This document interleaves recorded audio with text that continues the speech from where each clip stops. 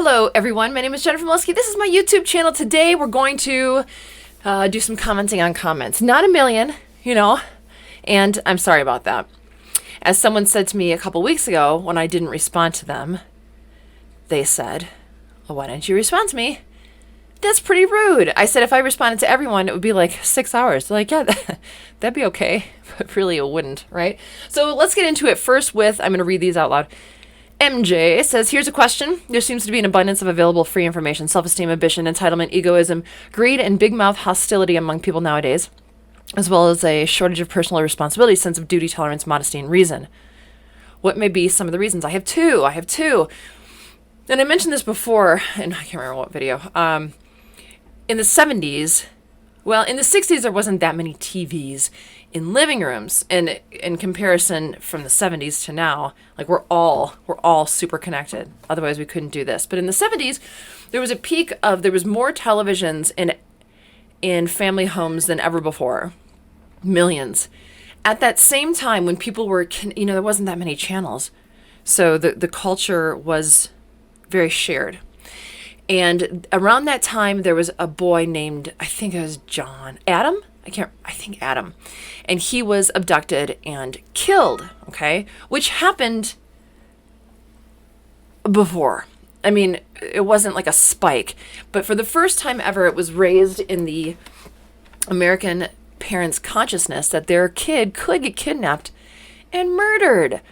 And what happened from that, there's Zipper, what happened from that was the helicopter parenting revolution began, where everyone was very concerned that their kid could be kidnapped and murdered. So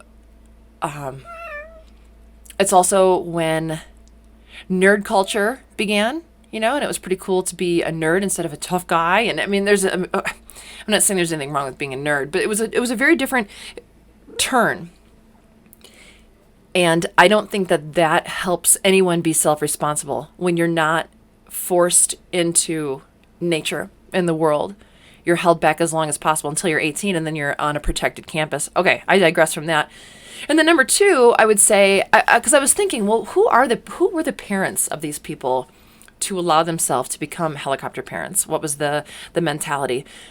And I thought about credit cards and borrowing money and debt and credit. And that was the first time that someone could buy something that they hadn't earned yet.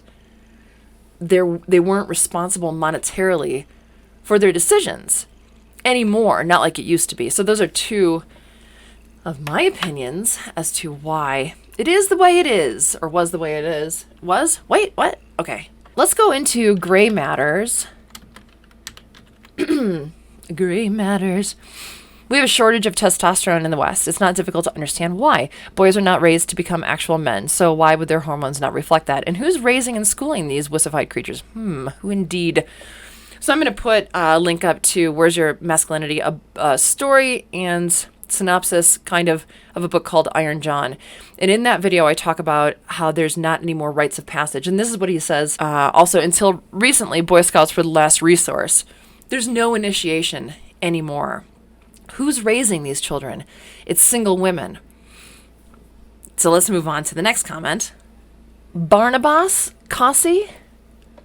He says many things. So feel free to read his comment. The part that I want to talk about is yesterday my ex-girl told me that she wants a kid from me. She doesn't mind if I go and have my separate life. You're an alpha male. Why are you so shocked that women want children from you? She said. This tells you a lot about what kind of man I am. By the way, I'm 24 and she's 30 and doesn't even have a bad case of baby rabies.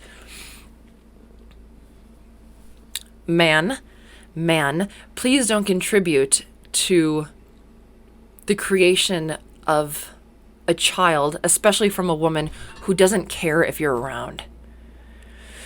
To me, that's someone who actually doesn't care about her child. She's being selfish and greedy, and I think you would be selfish and greedy if you just were a stud for hire. And I think she just wants to be able to tell her friends, especially if you are what you say you are, which is a high what? What am I trying to say? Zipper doesn't even know. Basically a man that has options.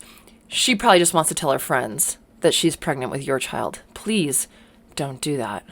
I bet Gray Matters agrees with me. Do what you want. It's your life. But self-responsibility, which goes back to MJ, this is all tied together, kind of. I like this one. Brian Williams. He did not use the word shortage, but he reflects. There was a lot of comments like this. It says, your definition of a real man is BS. I would love to see your partner as I would love to see a real man. I am an ex-military, ex-police, and have never seen a real man as you described. All right, so I wrote down, because I even said this is my definition. And by the way, I would hope that every man and woman that is listening to this has an idea of what their partner's attributes would have to be to qualify for you to date them or marry them. Okay, what I mean by that is I think we all have an idea of what a real woman is or a real man.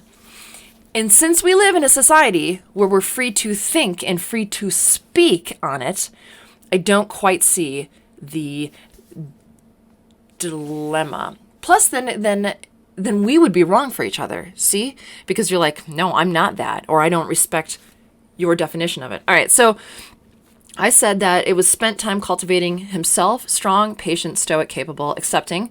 He does what he can and accepts what he can't. He doesn't let wrong penetrate his world. So just to be a little snarky, I'm going to go on the opposite of that.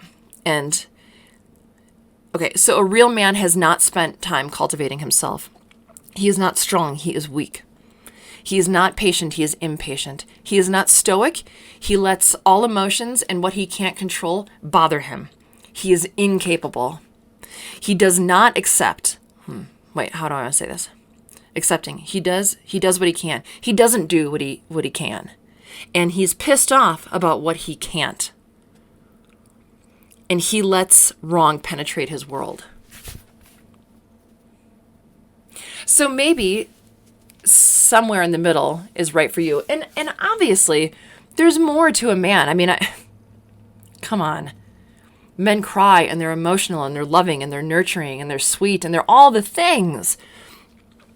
But probably stoic more than crying. You'll probably find him stronger than you will see him crying every day or frustrated. Is kind of my take on it. And I might have a follow-up. Let's see the next person. But thank you for the comment, because you did represent a lot of the other comments. Elzerty. I'm curious about your opinion. I'm curious about your opinion about couples where the female is a breadwinner and the male is a stay-at-home dad. Do you think the message is still valid when swapping the genders, or is there some law of the genders that will take over? Can the male become the home of the female? I don't know. I'm sure that all the people listening have a strong opinion, but as for the reality of it, I don't know. I would tend towards no / I'm a big proponent of agreed upon gender roles. So if it works for the both of you, and let's get into the next comment because this is going to help me clarify. All right, next up we have Jan Davidson. Oh, my dog is pissed. We're all outside tilling. We're creating a huge garden, so we just bought a tiller and we're all out there kind of partying. And she's pissed because she can't be out there because the gate's open. All right, shortage. I believe there's a male. This is Jan Davidson. I believe there is a male and female in each one of us, even the slightest. I agree with what you say in the very powerful video. Now, maybe it is a bit stereotypical because it applies that way, without question, to 100% masculine men and 100% feminine women. What about the majority of human beings who often have a bit of the other gender characteristics? So I've gotten into this conversation with friends, and I haven't written about it to put it into my own words. But wow, I really think it needs mentioning because it's so true. There are times when women are the strong ones, and I'm going to use strong as like masculine. Their power is grander than a man's at a moment or at a thing. And I think that's where the agreed upon gender roles comes in. And then I also don't want to spit on the big five or the Myers-Briggs, or just different personalities, different saturation of information. Each one of you has had an education, and the sponge of the Your mind, as a sponge, has taken in all that the education has given it. Some of you watch a lot of a certain type of content, sponging in this type of information. So we can't disregard that. Our history, were we abused when we were young? Were we neglected? Were we loved? Were we rich? Were we poor? And that's where it goes back to what I was trying to say to Azerto. Wait, right? There is agreed upon gender roles or just a natural inclination. And there was a lot of comments where people were saying, I like to cook and my wife likes to tend the yard. So that's kind of a reverse of what would be a stereotypical role. But it works. If it works for them, I'm not going to diss it. I didn't really say anything, did I? Oh, Jennifer, you never say shit. Maybe, maybe not. But I would just say it's different for everyone. But there are gender roles for a reason. Oh, okay. Brad Hybart, thank you for the comment. There's a shortage of women like you. I have always said that if a woman treats her husband that makes... I've always said that if a woman treats her husband well, I would assume, that makes him want to come home, divorce lawyers would go broke. I work hard, come home, make dinner, bring it to her on the couch, do laundry, clean the house, and still no sex. Needless to say, our marriage is on the rocks. No, you cannot, because I'll tell you what she's doing. You're freeing up her, you're giving her leisure time to think about how much you suck. She does not, and if she's listening, what are you doing? Lady, what are you doing? Why do you deserve this treatment? And then what are you providing? You're just taking from him. Sorry, they're making weird noises outside. Yeah, Brad, stop. And I'm going to move on to the next comment to kind of shore up my opinion on that, Brad. I'm sorry, but that is not tolerable. Chris Hadley says, no shortage of meaningless competition in my doomed marriage. The shortage was the sex. Ha. You two need to be friends and talk. Pretty sure she was convinced that total domination was achievable through complete deprivation. How is that winning for anyone? So with nothing left to lose but a lot of money, I left. Freedom is priceless. She wanted me to be completely ruled like her beta father by her mother. Never. 13 years later, I'm still single. Not happy about that, but now, like dating now, is all stupid games. Join me or don't, but rule me you won't. Chris Hadley, very good. I've said before that Dr. Laura Schlesinger, I'm very stuffed up, sorry. She said there's 3 reasons to leave a marriage: addiction, affair, abuse. And I'd like to add a 4th one. Loosely, I haven't really thought about this a lot.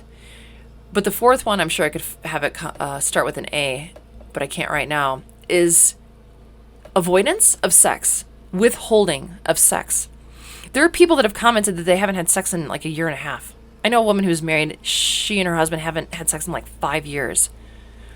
Unless that's acceptable to both people, it's not acceptable. Get out. Get out.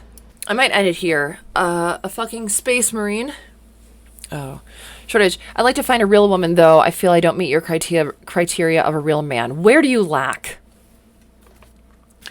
I mean, if we were bullet pointing, have you not spent time cultivating yourself? Are you weak? Are you impatient?